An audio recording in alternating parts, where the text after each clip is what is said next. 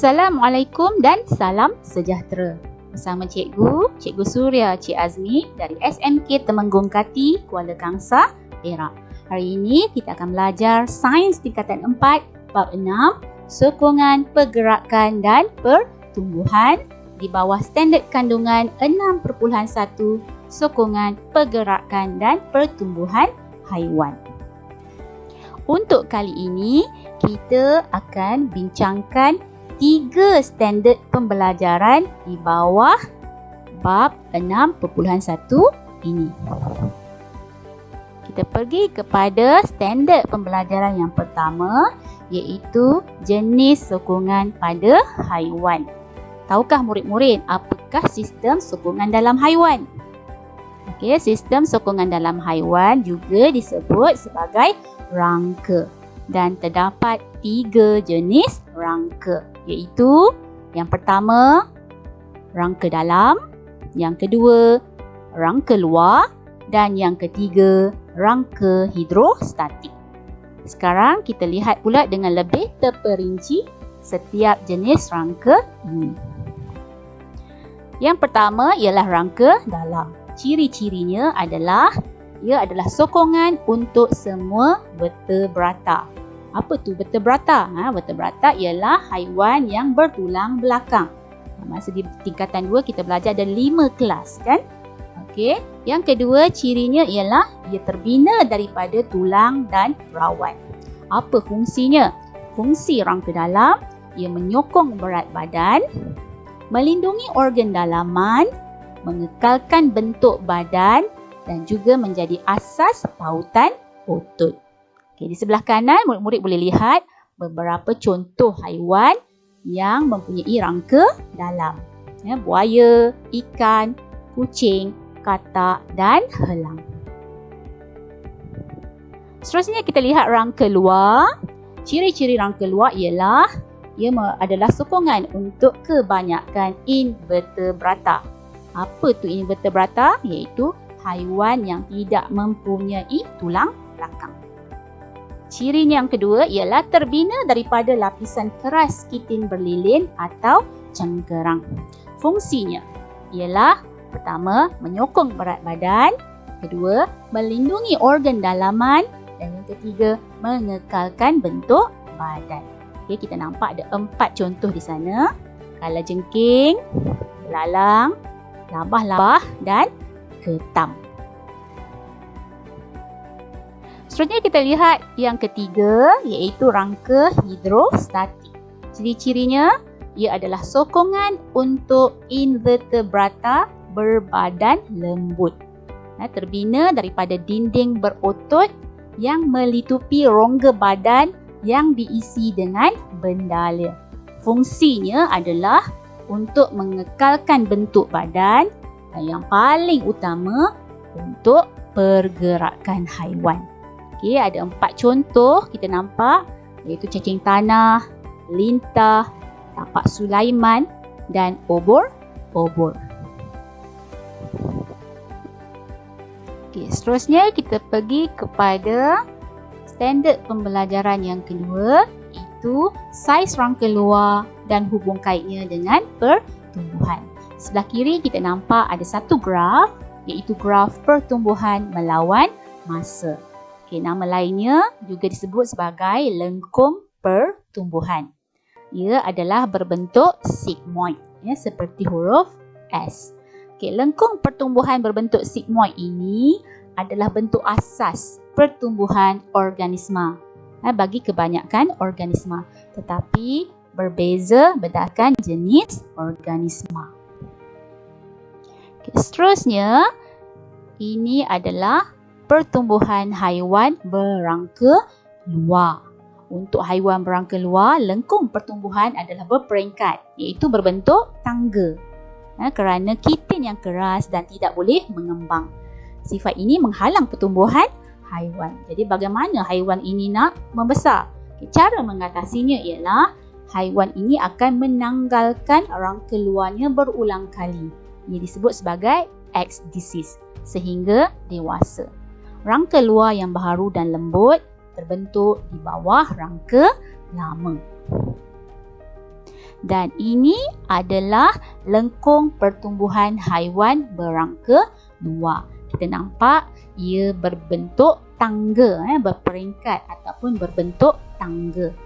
Bahagian menegak menunjukkan pertumbuhan secara mendadak, di mana berlakunya ekstesis, iaitu serangga menyalin kulitnya. Bahagian yang melintang pula, iaitu 1, 2, 3, 4, 5, menunjukkan pertumbuhan sifar, iaitu tiada pertumbuhan berlaku dan ia juga disebut sebagai instar. Bagaimana ekstesis berlaku? Bagaimana proses salin kulit itu berlaku? Yang pertama, haiwan menyedut udara luar bagi mengembangkan badannya. Yang kedua, bila dah kembang, rangka luarnya akan pecah. Seterusnya, pertumbuhan pesat berlaku untuk penambahan saiz sebelum rangka luar yang baharu mengeras. Pada peringkat nimfa ini, haiwan akan makan dengan banyak untuk pembinaan tisu dan pertambahan jisim. Hormon mengawal setiap peringkat ekstesis. Kalau tengok di sebelah kanan, di atasnya ialah proses ekstesis sedang berlaku dan di bawahnya menunjukkan satu kitaran bagi belalang dan kita boleh nampak ekstesis itu berlaku sebanyak 5 kali sebelum nimfa menjadi dewasa. Seterusnya kita pergi kepada standard pembelajaran yang ketiga, iaitu berkaitan rangka hidrostatik dan hubung kaitnya dengan pergerakan haiwan. Kita nampak cacing. Cacing adalah salah satu contoh haiwan yang mempunyai rangka hidrostatik. Bagaimana cacing tanah ni bergerak? Cacing tanah bergerak dengan bantuan dua jenis struktur. Yang pertama ialah kita. Kita tu apa? Kita tu ialah bulu kejur yang terdapat pada bahagian sisi badannya. Ini adalah bulu kejurnya. Struktur yang seterusnya ialah dia juga mempunyai dua jenis otot, iaitu otot lingkar dan otot membujur. Dua jenis otot tadi bertindak secara berantagonis, iaitu berlawanan. Apa maksudnya? Contohnya, tindakan 1. Apabila otot lingkar mengecut, otot membujur mengendur. Dan hasilnya, badan cacing menipis dan memanjang. Tindakan 2. Apabila otot membujur mengecut, otot lingkar pula mengendur. Hasilnya, badan cacing akan menebal dan memendek. Itulah maksudnya tindakan otot secara berantagonis. Gambar rajah menunjukkan bahagian badan cacing yang menipis dan memanjang dan juga menebal dan memendek.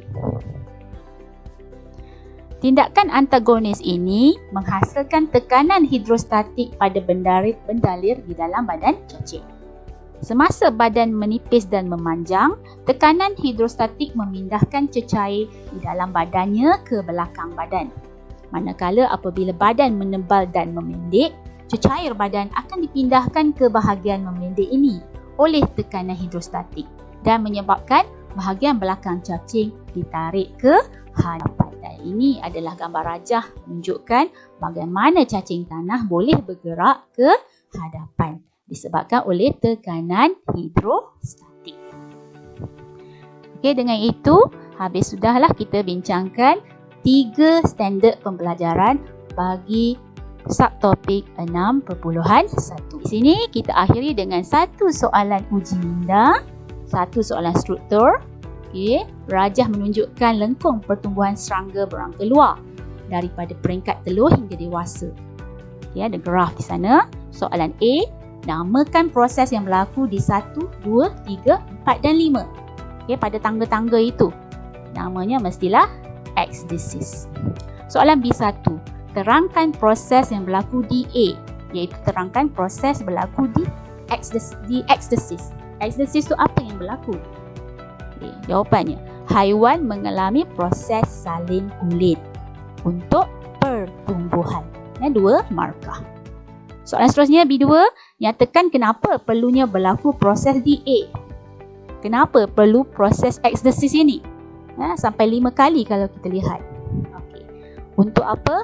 Supaya dia boleh menjadi dewasa. Daripada nimfa, dia akan menjadi dewasa.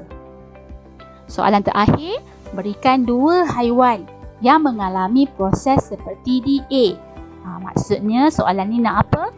Nak 2 contoh haiwan yang mempunyai rangka luar lah, yang boleh ekstesis, yang boleh bersalin kulit.